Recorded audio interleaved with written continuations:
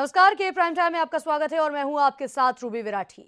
Media से दूरी बनाए रखने वाले देश के प्रधानमंत्री ने आज खुद मीडिया को बुलाकर अपने मन के राज खोले और जोरदार भाषण दिया। उन्होंने कई अहम मसलों पर खुलकर अपनी बात कही। साथ ही उन्होंने साफ कर दिया कि वो तीसरी बार देश की सत्ता नहीं संभालना चाहते। वहीं मनमोहन सिंह ने नरेंद्र मोदी के गुजरात दंगों पर भी सवाल खड़ा किया है। Disastrous for the country to have Narendra Modi as the Prime Minister. Rahul Gandhi has outstanding credentials to be nominated as the presidential candidate.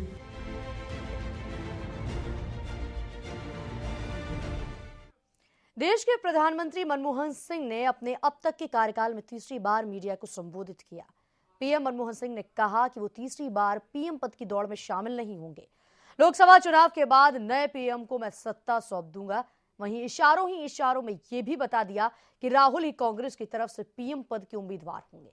वहीं अपनी 10 साल की उपलब्धियों को जारी रखते हुए उन्होंने कहा कि मैं नहीं कहता कि हमसे गलती नहीं हुई, लेकिन ज्यादातर घोटाले यूपीए 1 में हुए, लेकिन हमने समाज की बेहतरी और गांव के विकास के लिए काम किया। मनमोहन सिंह ने कहा है कि जब जरूरत हुई मैं बोलता रहा हूं और आगे भी जब जरूरत होगी मैं बोलूंगा।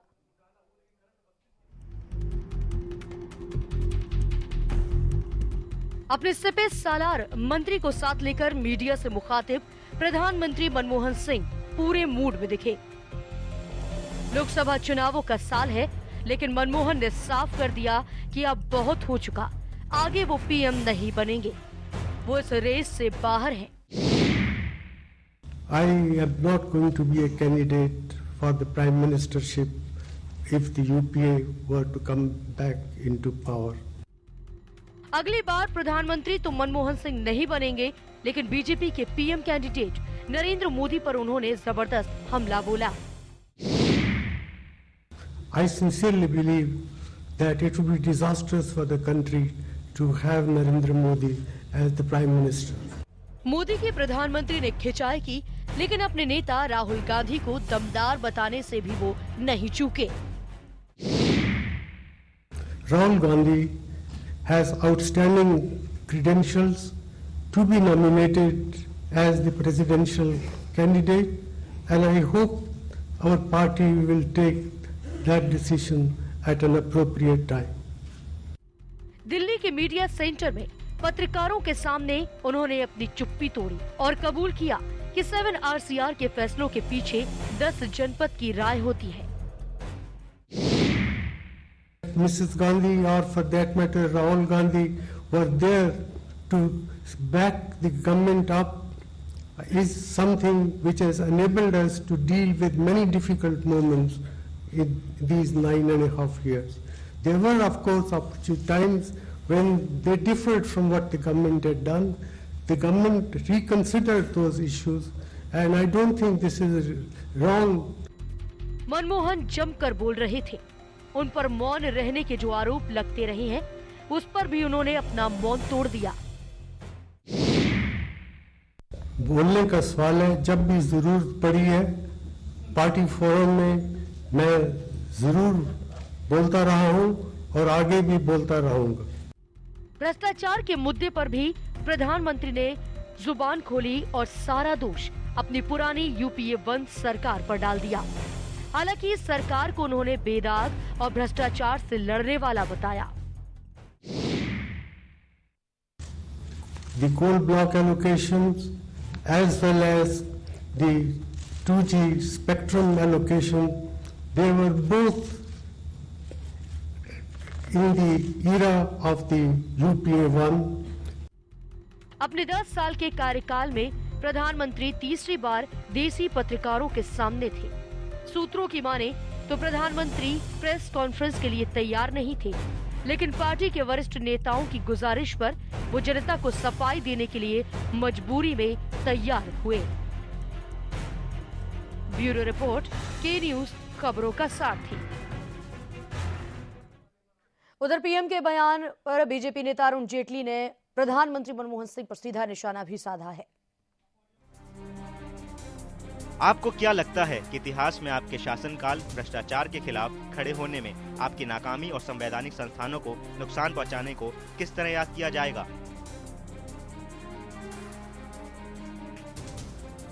जेटली ने पूछा है कि वो बतौर प्रधानमंत्री इतिहास में अपने को याद किए जाने पर राय दें। क्या उन्हें लगता है कि पूर्व प्रधानमंत्री नरसिम्हा राव की सरकार में बतौर वित्त मंत्री उन्हें ज्यादा संतुष्टि मिली? क्या आपको लगता है कि परिस्थिति की मांग के मुताबिक भ्रष्टाचार के खिलाफ खड़े न होकर आपने गलती की? एक अर्थशास्त्री के तौर पर उनसे कहां चूक हुई जिसके कारण निवेश की श्रृंखला टूट गई? क्या उन्होंने अपने कार्यकाल के दौरान सीबीआई, सीवीसी, जेपीसी और सिविल सर्विस जैसे संवैधानिक संस्थानों को नुकसान पहुंचाने की गलती की? मीडिया से मुखातिब होकर मनमोहन ने जो कुछ कहा उस पर विरोधियों ने किस तरह से पलटवार किया वो भी देखिए। व्यक्ति के शासनकाल में दंगे हुए हैं, उसको इस देश का प्रधानमंत्री नहीं होना चाहिए। तो जबकि 2002 में जो कुछ भी वहां पर हुआ दुर्भाग्यपूर्ण था, दुखद था, इसमें कहीं दो मत नहीं है। लेकिन जब एसआईटी ने क्लीन चिट दे दी है, कोर्ट ने क्लीन चिट दे दी है, उसके बाद प्राइम मिनिस्टर के द्वारा इस प्रकार का स्टेटमेंट देना यह बहुत ही दुर्भाग्यपूर्ण है और प्राइम मिनिस्टर के इस स्टेटमेंट को मैं कंडेम करता हूं, मैं इसकी निंदा करता हूं। जब नरेंद्र मोदी जी की ईमानदारी और सुशासन की पूरी चर्चा हो रही है तो मैं इतना ही कहूंगा, ये किस शब्द का प्रयोग किया, ये भर्त्सना योग्य है। जिस मनमोहन सिंह ने प्रधानमंत्री पद की गरिमा का अवमूल्यन किया है, आज जब उनकी विदाई का वक्त है तो वो अपने अंदर झांक कर नहीं देख रहे हैं। लोगों के लिए ये इम्पोर्टेंट नहीं है, राहुल गांधी प्रधानमंत्री बनते हैं, मोदी जी प्रधानमंत्री बनते हैं, मनमोहन सिंह जी प्रधानमंत्री बनते हैं, कौन प्रधानमंत्री बनता है। इस देश की जनता मरी हुई है, पिसी हुई है। उनको भ्रष्टाचार से मुक्ति चाहिए, महंगाई से मुक्ति चाहिए। 3 बार बोले उन्होंने देश पर बड़ा एहसान किया, बड़ी कृपा की। एक बार तो शेर सुनाकर ही चले गए, हजारों सवालों से अच्छी है मेरी खामोशी, न जाने कितने जवाबों की आबरू रख ली। इसे बदल के पढ़ लेते तो अच्छा होता, हजारों सवालों से अच्छी है मेरी खामोशी, न जाने कितने दलालों की आबरू रख ली। कोयला दलाली, स्पेक्ट्रम की दलाली, रॉबर्ट वाड्रा की जमीन डील, सब पर वो चुप रहे, कभी नहीं बोले। खैर, अब देश आखिरी 4 महीनों में इस तरह की बातें सुनने के लिए तत्पर नहीं है। प्रधानमंत्री कुछ भी भाषा बोले, देश अपना वर्डिक्ट तय कर चुका है, अपना जनादेश तय कर चुका है। मंत्री का मतलब है इस देश की हर तरह की चीज को आगे बढ़ाने वाला। हम 10 साल से लड़ रहे हैं, उस लड़ाई के जो हमने पार्लियामेंट में उठाया है और आज भी जो प्रेस कॉन्फ्रेंस हुई इसमें तो उनके जवाब जो है वो एक तरह से हमको कन्विंस तो नहीं करते, उनके बोलने से कुछ नहीं होता, लोग महसूस नहीं करते। मंत्री खुद का मनोरंजन कर रहे थे और देश का भी मनोरंजन कर रहे थे। जो सवाल पूछे हैं और जो जवाब मिले हैं उससे देश का समाधान नहीं होगा। प्रधानमंत्री ने 10 साल में क्या किया है ये ढूंढना पड़ेगा, प्रधानमंत्री के पास जवाब नहीं है। बिल्कुल, 10 सालों में क्या कुछ हुआ ये ढूंढना पड़ेगा। हमारे साथ खास मेहमान आज के प्राइम टाइम में मौजूद हैं। लखनऊ से हमारे साथ कांग्रेस से अशोक सिंह जी मौजूद हैं और बीजेपी से अमित पुरी जी हमारे साथ जुड़े हैं, जिनसे हम इस पूरे मसले को लेकर बातचीत करेंगे। लेकिन इस पूरे बातों के बाद के न्यूज के कुछ सवाल खड़े हुए हैं, उनके जवाब भी आज हम प्राइम टाइम में तलाशने की कोशिश करेंगे।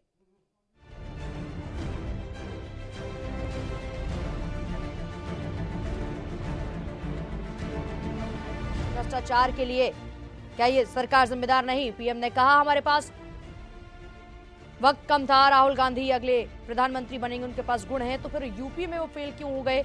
वहीं पार्टी ने उन्हें नहीं कहा कि वो इस्तीफा दे, लेकिन बड़ा सवाल यह है कि फिर पार्टी के वरिष्ठ नेताओं की गुजारिश पर उन्होंने सफाई क्यों दी? इसके साथ ही जरूरत महसूस होती है तो वो बोलते हैं, लेकिन जब भी वो बोले वो महज खामोशी साधते रहे तमाम मसलों पर।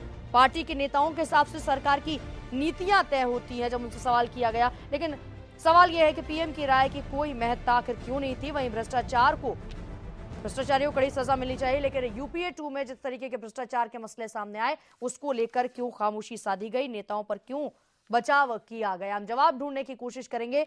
अशोक सिंह जी के पास हम जाएंगे, हमारे साथ कांग्रेस से मौजूद हैं अशोक सिंह जी। अशोक सिंह जी, आज इतने लंबे वक्त के बाद प्रधानमंत्री ने अपनी खामोशी तोड़ी है, क्या वक्त आखिरी चल रहा है, बहुत ज्यादा अब समय नहीं रह गया चुनावों के लिए, इसलिए उन्हें लगा कि कम से कम जाते जाते बोल देना चाहिए?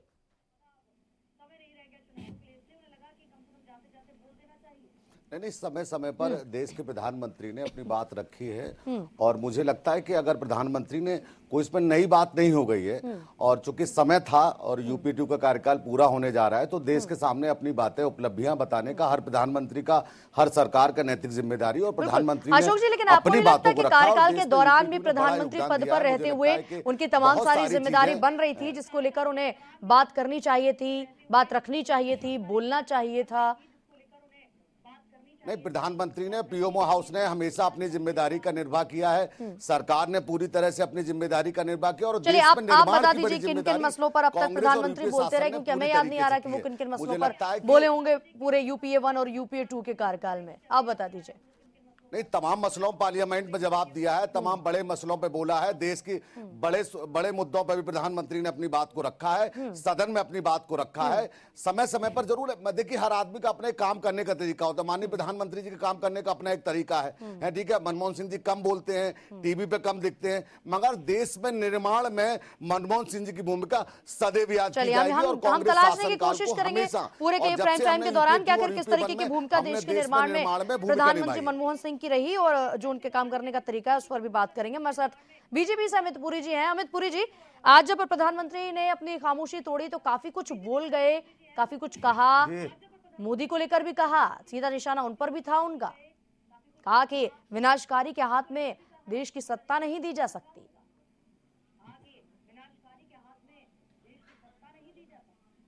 देखिए, प्रधानमंत्री जी का आज का जो भी कार्यक्रम था प्रेस का, वो किसके दबाव में था नहीं था इस पे विवाद में मैं नहीं जाना चाहता, लेकिन मुझे जैसा लगता है वो सेल्फ ऑर्गेनाइज्ड फेयरवेल पार्टी थी जो प्रधानमंत्री ने खुद के लिए ऑर्गेनाइज की थी। यह कहना कि यूपीए 1 के कार्यकाल में घोटाले हुए तो देश की जनता जानना चाहती है कि यूपीए 1 के कार्यकाल में इस देश का प्रधानमंत्री कौन था, क्या वो श्री मनमोहन सिंह जी नहीं थे? बिल्कुल बिल्कुल, हम इसका जवाब लेंगे, लेकिन किसके दबाव में वो बोले, एक बात अभी भी अमित पुरी साहब ने कह दी, हम उसका जवाब जरा ले लेते हैं अशोक सिंह जी से। अशोक सिंह जी, उन्होंने कहा कि मैं तैयार नहीं था, लेकिन शीर्ष नेतृत्व में उन्होंने वरिष्ठ अधिकारियों के कहने पर मैं तैयार हुआ, सफाई देने को वो मजबूर हुए। बताइए, वरिष्ठ नेताओं की गुजारिश थी कि जनता को सफाई देने के लिए वो बोले। देखिए, वो सवाल तो यह है कि कांग्रेस पार्टी देश के प्रधानमंत्री को इस तरह से, अमित पुरी जी हम आपके पास आएंगे, अभी अशोक जी की बात सुन लेते हैं। देश को जानने का हक होना चाहिए। बोलिए अशोक जी, बोलिए। बात मुझसे हो रही थी रूबी जी, अगर बहस में आपको बैठाना है तो कम से कम बात पूरी कर लेने दिया गया। आज देश बिल्कुल हम आपके पास आएंगे, अमित जी, हम आपको बोलने का पूरा मौका देंगे। बातों को रखा है, स्वागत योग्य होना चाहिए। देखिए, भारतीय जनता पार्टी की और विरोधी दल का हमेशा एक फोबिया रहता है, उनको लगता है कि नुक्ताचीनी कर। कांग्रेस से बड़े प्रोजेक्टों पर काम किया, देश में निर्माण की भूमिका निभाई। आज देखिए देश में जो 1,76,000 करोड़ के घोटालों पे बड़े घोटाला हुआ, आप मुझे बताइए। और कर्नाटक से आज आपने रिपोर्टें शामिल करा लिया, येदियुरप्पा को कर्नाटक से बड़ा घोटाला तो नहीं हुआ ना? घोटाले आपके राष्ट्रीय अध्यक्ष घोटाले में शामिल है, हमारा कौन सा राष्ट्रीय अध्यक्ष? हमने तो देश के लिए शहादत दी, देश के निर्माण में हमने योगदान दिया। भारतीय जनता पार्टी का कौन सा योगदान है? रॉबर्ट वड्रा का बहुत नहीं, बात भाई कोई जांच करा लीजिए। अगर जांच में, अरे जांच तो खेमका कर रहा था, उसकी जांच करने लगे, खेमका के पीछे पड़ गए। देश के निर्माण में कितना ज्यादा सहयोग है वो तो देखेंगे ही, लेकिन तमाम सारे घोटालों को और बातों को दबाने में भी बड़ा सहयोग रहा है, उस पर हम बात करेंगे। अमित पुरी जी, आपके पास आ रहे हैं, आप उस वक्त कह रहे थे आपकी बात पूरी नहीं हो पाई, बताइए, अपनी बात पूरी कर लीजिए। जी, मैं ये कह रहा था कि आपने सवाल किया था कि श्री नरेंद्र मोदी जी को प्रधानमंत्री बनने के बारे में प्रधानमंत्री ने कहा कि वो विनाशकारी होंगे। मैं खुद ही प्रधानमंत्री जी से एक सवाल आज सार्वजनिक रूप से कहना चाहता हूं कि प्रधानमंत्री जी ने खुद एसेस किया है कि उनके कार्यकाल को इतिहास तय करेगा। यानी प्रधानमंत्री ने यह स्वीकार कर लिया, प्रधानमंत्री ने स्वीकार कर लिया कि प्रधानमंत्री इतिहास के डस्टबिन में जा रहे हैं। भाई गुजरात को भी लोग याद कर रहे हैं। ये प्रधानमंत्री ने खुद तय किया, हमने तय नहीं किया। और अगर श्री नरेंद्र मोदी जी देश के प्रधानमंत्री होंगे तो इस देश के लोकतांत्रिक प्रक्रिया से होंगे, तो क्या प्रधानमंत्री इस देश के प्रबुद्ध मतदाताओं को अपमानित कर रहे हैं?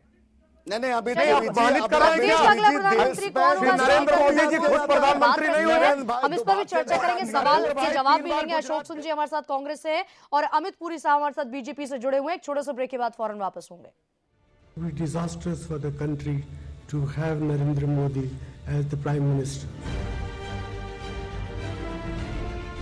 Rahul Gandhi has outstanding credentials to be nominated as the presidential candidate.